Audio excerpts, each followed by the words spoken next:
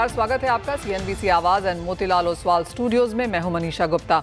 Commodity roundup में हमारी top headline आज सरकार की तरफ से है, जहां पर उन्होंने एक एडवाइजरी जारी करी है और जिसकी वजह से इंडस्ट्री परेशान है। सरकार ने एक्चुअली कहा है कि सारे के जो यहाँ पर गवर्नमेंट स्कूल्स हैं, इंस्टीट्यूशंस हैं, हॉस्पिटल्स हैं, ऑफिसेज हैं, यहाँ पर सभी जगह पर बोर्ड्स एंड वार्निंग्स लगाई जाएंगी, जहाँ पर एजुकेट किया जाएगा एडिबल ऑयल और शुगर की ओवर कंजम्पशन को लेकर, और साथ ही साथ किस चीज़ में यहाँ पर कितनी कैलोरीज हैं वो भी यहाँ पर अब बताना ज़रूरी होगा, और काफ़ी हद तक जो फूड ईटरीज हैं उनको भी यहाँ पर ये इन्फॉर्मेशन देनी होगी। इंडस्ट्री से कैसे रिएक्ट कर रही है ये बात करेंगे। साथ ही बात करेंगे सोने और चांदी की, जहाँ पर कुछ मुनाफा वसूली आज देखने को मिली है, लेकिन क्या ये निवेश के मौके हैं या कुछ और गिरावट की एक्सपेक्टेशन है, इस पर भी होगी बात। साथ ही देखेंगे यहाँ पर क्रूड ऑयल प्राइसेस को, जहाँ पर ओवरनाइट 2% की गिरावट देखने को मिली है। यूएस प्रेसिडेंट ने अब 50 दिन का समय दिया है रशिया को सैंक्शंस लगाने से पहले बाजार ये एक्सपेक्ट कर रहे थे कि शायद हम इमीडिएट कुछ रिस्ट्रिक्शंस या सैंक्शंस आता हुआ देखेंगे, लेकिन अब ये चीज़ पोस्टपोन कर दी गई है। अब 50 दिनों का समय दिया गया है सीज फायर के लिए भी और आगे रिस्ट्रिक्शंस के लिहाज से भी, तो बाजार ने यहाँ पर कुछ मुनाफा वसूली उस वजह से आते हुए देखी है।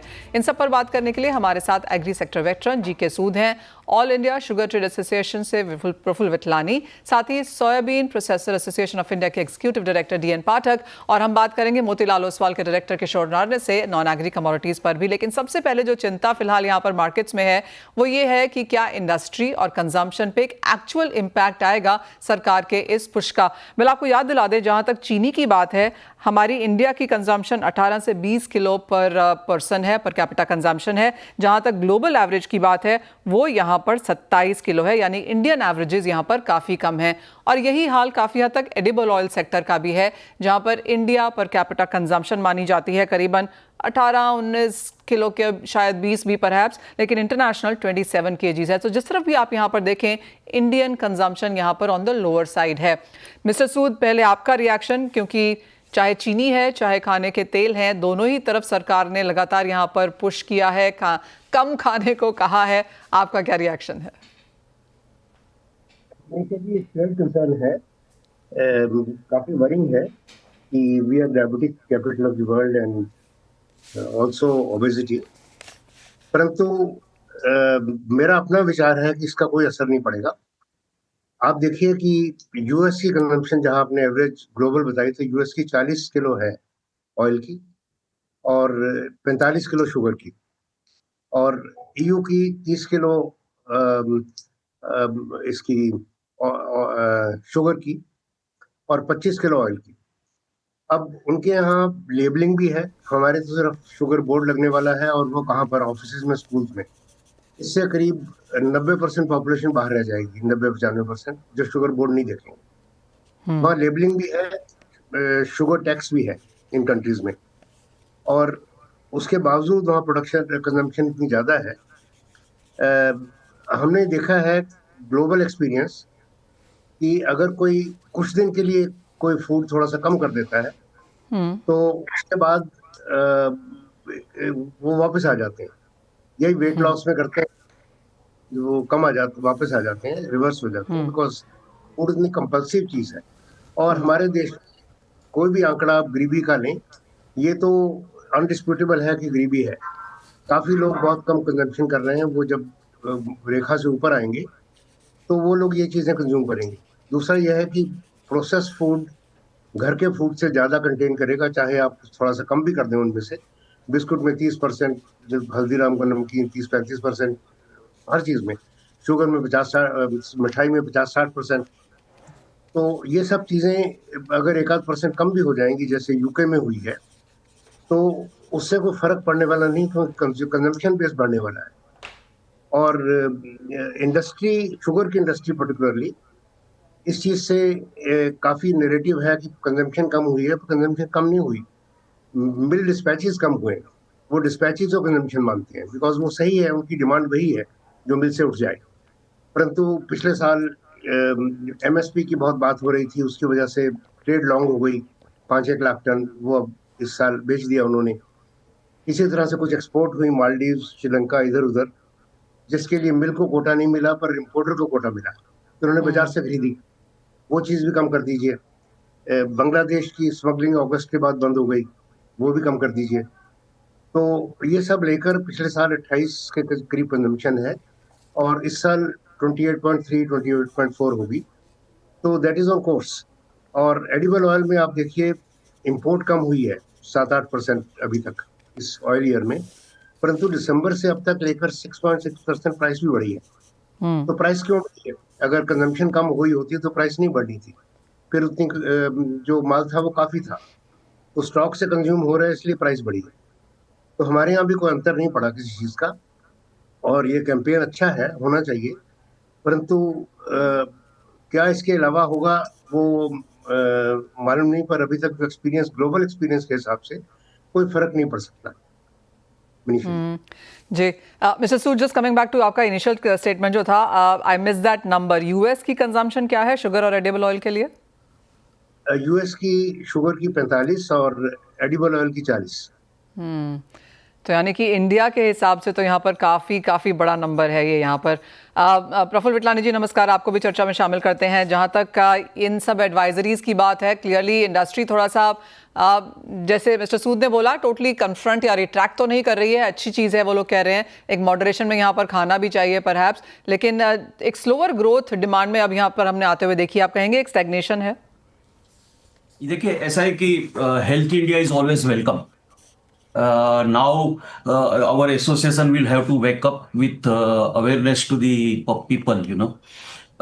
In the world, number of diabetics from total population, number one is Pakistan with 31%. Second is, China and USA with 10% of population. The fourth is India, that is at 5.5%. See, according to WHO, the reasonable amount of sugar consumption considered to be less than 10% of total calories you consume in a day. तो ये चीजें जो है हमें educate करना पड़ेगा। ये कोई तौबे को नहीं है कि तौबे को खाने से आदमी मर जाएगा, पर चीनी भी आपको कुछ ना कुछ तो लेनी पड़ती है दिन के अंदर, ठीक है। ओवर कंजप्शन के लिए जो भी जो प्रिकॉशंस लिए जाते हैं, we are happy with that. See why the diabetics comes. Diabetes comes from family history, inherited, obesity, overweight. See, in Europe, you will find that peoples are, that is the one of the meal of doing workout, physical activity. Whereas India, it is nothing. Whereas smoking, yes, it is injurious to health because smoking also prevail the diabetic. Social gap, the social gap is the dangerous in India. The way poorer or middle class ratio percentage is going high, and the high income group is going up. So that social gap results into the stress, and stress results into the diabetes. Habit to debt was the zero previously, before 4 decades. Now, previously it was habit of saving. Now it is habit of debt. For everything you are being prompted to have loan on this, loan on this, loan on bicycle, or ABC XYZ, and that makes the stress. So sugar is only not the one reason. My association, we will definitely have this subject, and we'll see how we can also put our case. And we always welcome the healthy India. जी हाँ, काफ़ी हद तक जिन FMCG companies और association से हमने बात की है, उन्होंने एग्जैक्टली यही लाइन टो इन करी है कि मॉडरेशन में खाना चाहिए। इंफॉर्मेशन अवेयरनेस बहुत अच्छी बात है, लेकिन इंडिया में वर्क लाइफ बैलेंस या फिटनेस या इन चीज़ों को लेकर बहुत ज़्यादा अवेयरनेस नहीं है। तो शायद एक फिट इंडिया एंड एक मोर हेल्दी इंडिया की तरफ ज़्यादा बातचीत करने की ज़रूरत है। And I get your point clearly. एक समोसे या लड्डू के डब्बे पर नहीं लिखा हो सकता कि ये खाना सेहत के लिए हानिकारक है। आई एम अज्यूमिंग जो हम टोबैको और सिगरेट्स और वाइन के साथ करते हैं, वो शायद हम शुगर एंड एडिबल ऑयल के साथ नहीं कर पाएंगे। Having said that, doctor mister Pathak, आपकी क्या सेंस है as an industry, as an association, आप इसे कैसे रिएक्ट कर रहे हैं? देखिए, पहले तो मैं एक नैरेटिव या मिथ या भ्रम जो फैलाया हुआ है कि ज्यादा तेल खाने से अमीर होता है आदमी, पहले इसको समझना, इसको पहले दूर करना पड़ेगा। I have been hearing this, मैं इतने सालों से सुन रहा हूँ कि इंडिया में तो सिर्फ 15 किलो ही खाते हैं, तो हम बड़े गरीब हैं। तेल की जरूरत कितनी है, तेल उतना खाना पड़ता है। चीनी की जरूरत कितनी, उतना खाना चाहिए। कोई ज्यादा खाता है उससे कंपेरिजन करने की जरूरत नहीं है। अब दुनिया का हर doctor, WHO, EFSA, FDA, Indian NIN, everybody says कि तेल हमको डायरेक्ट फैट कंजम्पशन वो 35 से 40 ग्राम, ज्यादा नहीं होनी चाहिए। एक्चुअली 30 ग्राम तो अच्छा है। उसको उसको उससे बनता है करीब 15 किलो पर कैपिटा। तो 25 किलो तेल क्यों खाना चाहिए, मुझे समझ नहीं आता। अब आपकी बात पे आते हैं कि ये जो एडवाइजरी है, एक्चुअली ये सिर्फ एडवाइजरी है, इससे थोड़ा अवेयरनेस क्रिएट हो सकती है, जो कि पिछले साल प्राइम मिनिस्टर ने खुद कहा कि तेल और चीनी कम खाइए। तो लेकिन बहुत ज्यादा फर्क इससे पड़ेगा ये मुझे समझ नहीं आता, मुझे लगता नहीं है, क्योंकि जब तक लोग खुद अवेयर नहीं होंगे कि ज्यादा तेल खाने से या ज्यादा शुगर खाने से नुकसान होता है, सेहत खराब होती है, लॉन्ग टर्म में डायबिटीज है, अदर प्रॉब्लम है, कोलेस्ट्रॉल है, हार्ट अटैक है, तब तक इसमें बहुत ज्यादा सुधार नहीं आएगा। हर सिगरेट के पैकेट पर लिखा, आपने बोला कि इससे खाने से कैंसर होता है, लेकिन आप धुआं उड़ाते लोग कहीं भी दे सकते हैं। तो इससे कितना फर्क पड़ेगा एडवाइजरी से? और ये बड़ा प्रैक्टिकल नहीं है। हर कचौरी पे लिखना कि इसमें कितना तेल है, it is just not possible, क्योंकि कचौरी कौन से तेल में तली हुई है, कितना तेल इस्तेमाल हुआ है, किस ढंग से बनाई गई है, या मिठाई कैसे बनी है, उसमें कितना शुगर है, ये जान पाना, निकालना हर मिठाई के लिए बिल्कुल भी संभव नहीं है। तो ये एडवाइजरी थोड़ी इम्प्रैक्टिकल है। आई थिंक इसमें थोड़ी प्रैक्टिकलिटी लानी पड़ेगी, और एक ब्रॉड बेस पे अगर एडवाइजरी दी जाए कि तेल कम खाइए, आपकी मिनिमम मैक्सिमम मात्रा तेल की साल में इतनी है, इससे ज्यादा मत खाइए, या शुगर इतनी खाइए, तो शायद ज्यादा फर्क पड़ेगा बजाय ये कैलोरी लिखने की, क्योंकि ये तो प्रैक्टिकल ही नहीं है। अब लड्डू में घी घी घी कम कम लगता है, किसी और चीज में घी ज्यादा लगता है, जलेबी में शुगर बहुत ज्यादा लगती है, तो ये कैसे आप बताएंगे जलेबी में कितने कैलोरी है, कितने शुगर है? ये बड़ा बड़ा पॉसिबल नहीं है। Now I get your point. Actually, overnight जब से एडवाइजरी हमने आते हुए देखी है, काफ़ी सारे जो सो कॉल्ड इन्फ्लुएंसर्स हैं वो कहने लगे हैं कि ये हो सकता है, और किस तरह से jalebi and samosa is equal to smoking 10 cigarettes. I mean काफ़ी सारी चीज़ें और काफ़ी सारे कॉन्वर्सेशन हमने यहाँ पर मार्केट में आता हुआ देखा है। बट एक फाइनल वर्ड आप सबसे लेना चाहेंगे मिस्टर पाठक। वन, आप सभी ने बोला इसका ऑन ग्राउंड कोई बहुत बड़ा इम्पैक्ट होगा, ऐसा फिलहाल यहाँ पर नजर नहीं आता। मॉडरेशन में आना और पुशिंग टुवर्ड्स फिटनेस परहैप्स एक चीज़ यहाँ पर देखने को मिलेगी। लेकिन Mister Pathak, as an industry क्या आप इसे रिएक्ट कर रहे हैं? क्या कुछ कॉन्वर्सेशंस हैं प्योरली इस टॉपिक के ऊपर? जनरली हम जो ये ऑयल कम खाना चाहिए, ये बात तो मैं कई सालों से कर रहा हूँ, इससे टू दैट एक्सटेंट मैं इसको सपोर्ट करता हूँ कि ऑयल की consumption, actually oil consumption skewed है। अपने यहाँ मैं जैसे 25 किलो तेल खाता हूँ, आप शायद थोड़ा ध्यान रखती हैं कि कितना कम खाती हैं, लेकिन गांव में, गरीबी इलाके में, उड़ीसा में, यूपी में, जहाँ पे लोगों के पास तेल खाने के लिए पैसे नहीं है, तो वहां पर उनको जरूरत के मुताबिक तेल नहीं मिलता है। तो जरूरत इस बात की है कि स्क्यूड कंजम्पशन जो है, जो अर्बन एरियाज हैं, जो क्लास है, उनको ज्यादा समझाने की जरूरत है कि आप कम खाइए। जो जिसको पूरा मिलता ही नहीं उसको क्या समझाने की जरूरत है? I think we are to be advised कि हम थोड़ा तेल कम खाएं, और वो एडवाइजरी कैसे हो ये सरकार अपने हिसाब से सोचे, लेकिन ऐसी प्रैक्टिकल एडवाइस देने से कोई फायदा नहीं है जो कि वर्केबल नहीं है या इम्प्लीमेंटेबल नहीं है। I get your point. Mister Sood, आपकी क्या सेंस है? क्योंकि जैसे इनिशियली भी हमने बात की, यहाँ पे किसी का थोड़ा सा वेट बढ़ जाए तो कहते हैं अरे आप खाते पीते घर के हो। सो क्लियरली ये जो खाते पीते घर के हो और इसलिए आप ज्यादा चीनी और खाना का तेल खा सकते हो, आपको लगता है वहां से कुछ हटने की जरूरत है?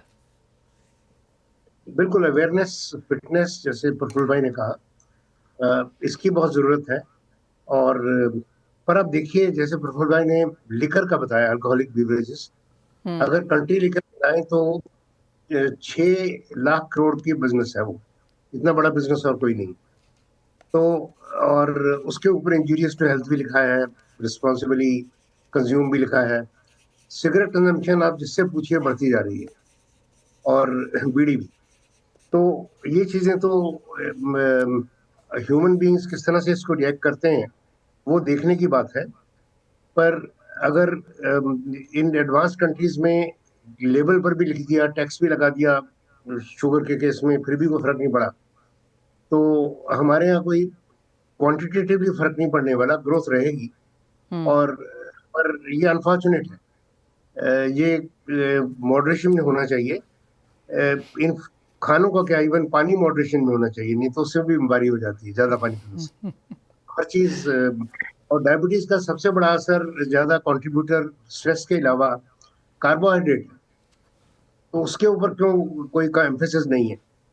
और अगर आप देखें करंटली एम्फेसिस 4-5 साल से ग्लाइसेमिक इंडेक्स पर आया है डायबिटीज के उसमें।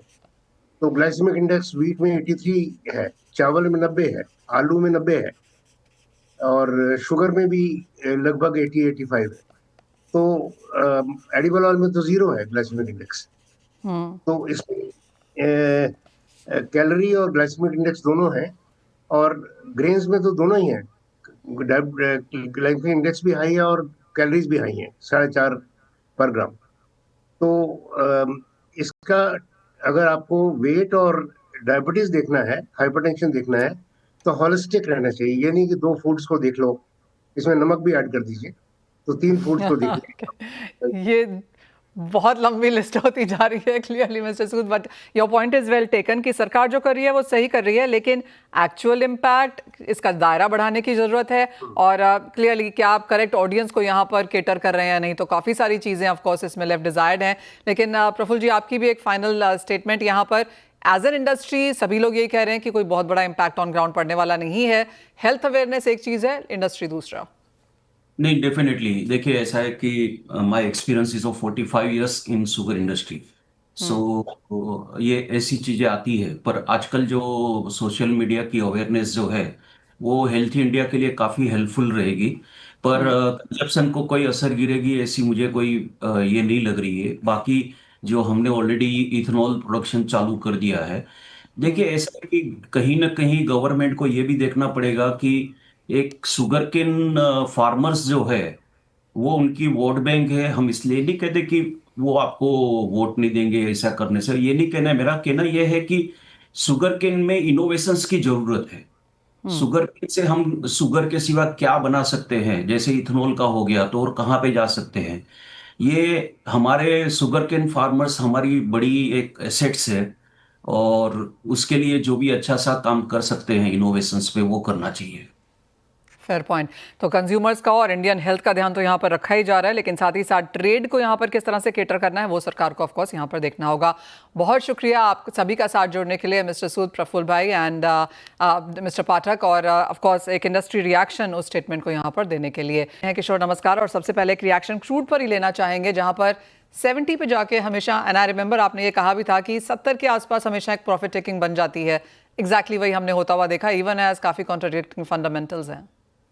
Yes Manisha, I think again कहीं ना कहीं डिमांड फंडामेंटल्स 70 के ऊपर एक्सेप्टेबल नहीं लग रहा है, एंड डिमांड कमजोर हो जाता है। एंड स्पेशली जो इन्वेंट्री रिफिलिंग वाला जो डिमांड है वो 70 के ऊपर थोड़ा सा डल हो जाता है। सेकंड इज दैट जैसा अभी जो करंट सिचुएशन है कि जहाँ पे ट्रम्प ने रशिया को एक 50-डे नोटिस दिया है, सो जनरली मार्केट एंटिसिपेट कर रहे थे कहीं ना कहीं थोड़ा स्ट्रिंजेंट सैंक्शंस लगाएंगे या कुछ ना कुछ टेबल पे लाने के लिए कुछ ना कुछ इमीडिएटली कुछ करेंगे। बट देन एक राहत की सांस ये भी है कि एक 50 डे का टाइम पीरियड दिया हुआ है, सो वहाँ पे मार्केट एक आज थोड़ा सा कमजोर दिख रहा है। सो ओवरऑल जियोपॉलिटिक्स का मल्टीपल इवेंट्स हम लोग देखा है पिछले साल में, पिछले 18 महीने में, एंड उसके बावजूद भी आपको 70-72 के ऊपर सस्टेनेबल आपको लगना रहे, because that is underlying fundamental demand वहाँ पे एवापोरेट हो जाता है। एब्सोल्युटली। किशोर, साथ ही साथ एक स्टेबिलिटी जिस तरह की हमने गोल्ड में आते हुए देखी है, जो मनी रोटेशन है वो पूरा सिल्वर, प्लैटिनम, पैलेडियम जैसे मेटल्स में जाता हुआ नजर आया है। यहाँ पर अब क्या सेंस है? ऑफ कोर्स ओवरनाइट कुछ गेन जरूर देखने को मिले हैं हमने as safe haven buying, because markets अब यहाँ पर Russian sanctions and European Union जिस तरह से कनाडा, जापान को साथ लेकर काउंटर मेजर्स करना चाहता है यूएस के टैरिफ्स को, तो काफ़ी कुछ होता हुआ नजर आया है। इसका रिएक्शन प्रेशियस मेटल्स पे क्या होगा? See, I think again, structurally, gold तो लॉन्ग टर्म का कोई इसमें कोई दो राय नहीं है। लॉन्ग टर्म का स्ट्रक्चरल बुल ट्रेंड तो इंटैक्ट रहेगा। सो उसमें क्या है कि आप जैसा आप बोल रहे हैं कि I think global world is trying to find new leadership centres. वो यूरोपियन यूनियन लेड लीडरशिप होगा या एशियन कंट्रीज लेड लीडरशिप होगा या वेस्टर्न लीडरशिप होगा, आई थिंक ये this is it to be seen. So but world will try and attempt to find one or more leadership positions on the global level. So उस मामले में जो है dollar का वीकनेस और global uncertainty का risk and fiat currencies के ऊपर जो लो कॉन्फिडेंस है, ये तीनों जो चीजें हैं कि लॉन्ग टर्म में गोल्ड को अपसाइड या मोमेंटम दे सकते हैं एंड लॉन्ग टर्म ट्रेंड है। बट शॉर्ट टर्म में I think we have released a report recently also that कि maybe for this year we have seen the top maybe end of the rally हम बोल सकते हैं कि एक कमजोरी है, एक करेक्शन है या एक साइडवेज का मोमेंट आ सकता है। सो शॉर्ट टर्म के लिए आपका रिटर्न्स ऑलमोस्ट नेग्लिजिबल हो जाएगा अगले 6 महीने के लिए। सो आई थिंक ये दोनों व्यूज सही है। सो आप अगर वेरी लॉन्ग टर्म इन्वेस्टर है तो ये डिप्स यूज करना चाहिए खरीदने के लिए, बट शॉर्ट टर्म में आपको थोड़ा बहुत यहाँ पे जो न्यूज फ्लो है आज खास करके डॉलर का वीकनेस है, थोड़ा बहुत मतलब थोड़ा बहुत जो सैंक्शंस को लेकर इश्यूज है, तो उसके वजह से थोड़ा पॉजिटिव दिख रहे हैं। सो इंट्राडे के लिए आप बाइंग करके चल सकते हैं 98,300 98,250 के आसपास का टारगेट्स के लिए, but I think short to medium term इसमें थोड़ा वीकनेस या रेंज बाउंड मार्केट एक्सपेक्ट कर सकते हैं। किशोर, मैं आपकी रिपोर्ट देख रही थी मोतीलाल ओसवाल की तरफ से, जहां पर पिछले 5 सालों में कंसिस्टेंटली कैसे 30,000 से 1 लाख तक यहां पर आप लोगों ने एडवाइस करी है और इस रैली को राइड भी किया है। अब यहां से क्या सेंस है अगले 5 सालों के लिहाज से? क्या वो रिपीट परफॉर्मेंस देखने को मिलेगा या ज़्यादा स्टेबिलिटी है, कंसोलिडेशन है? क्या एक्सपेक्ट कर सकते हैं? आई थिंक अगले 5 साल का व्यू का रिपोर्ट आ रहा है, आपको थोड़ा इंतजार करना पड़ेगा, आजकल में आपको मिल भी जाएगा। तो आई थिंक जैसा मैंने बताया कि स्ट्रक्चरल बुल ट्रेंड तो इंटैक्ट है, उसमें कोई डाउट नहीं है। And gold is the intermediary asset till the time world finds an alternate power center, alternate currency or alternate way of settling global trade and dependency on dollar जो है वो कम होते जाएगा। So gold will be that intermediary asset which will counter the weight of the dollar. And as and when some new innovation या new technology or new currency or new power आ जाता है, then gold will shift this power back to that currency. So till that time it becomes an intermediary asset. Kishore, interesting report है, क्योंकि जैसे report में कहा गया है कि 5 साल पहले सोने के प्राइसेस 30,000 पे थे और अब हम 1 लाख पे हैं, तो ये फिनोमिनल जंप हमने आता हुआ देखा है। हम उस रिपोर्ट की वेट जरूर करेंगे, लेकिन आपको लगता है ये रिपीट परफॉर्मेंस अगले 5 साल में आएगा या नहीं? Again, बहुत ही मुश्किल है because this is unprecedented rally and unprecedented amount of geopolitical risks हम लोग देखा है कि हमारा जो भी आप मेरा अगर करियर देखें तो पिछले 25 साल का हम जो कमोडिटीज ट्रैक कर रहे थे, we have not seen this kind of events, geopolitics से लेके इकोनॉमिक्स से लेके आपको macro events, so many events are crushed into this COVID, everything is crushed into this last 5 years। तो किशोर, अगर कोई नई कमोडिटी अगले 5 साल के लिए ढूंढनी है तो क्या वो चांदी है, क्या वो कॉपर है, क्या where are you setting your sights? I think electricity is going to be a very interesting commodity. Okay. Because energy shifts from traditional fossil fuels to renewables, and as more and more consumption grows next 5 years is going to be a revolution in electricity usage, use case scenarios, as well as producing. So I think it's going to be a very interesting commodity. Returns, I'm not very sure about that because it's going to be a very controlled commodity, government का interference रहेगा, so asset class नहीं बन सकता है, but it's going to be a very interesting commodity. Alright, तो ये debate किसी और दिन के लिए, और आपकी वो जो नई रिपोर्ट आ रही है अगले 5 साल के लिहाज से, उसके ऑफकोर्स हमें कोई इंतजार है। बहुत शुक्रिया किशोर, एज ऑलवेज साथ जुड़ने के लिए और इस वेरी एक्साइटिंग इंटरेस्टिंग कॉन्वर्सेशन के लिए भी। वेल, इसी के साथ फिलहाल इस कार्यक्रम में इतना ही समय है, मुझे दीजिए इजाजत। हम ब्रेक के बाद बात करेंगे इक्विटीज पर।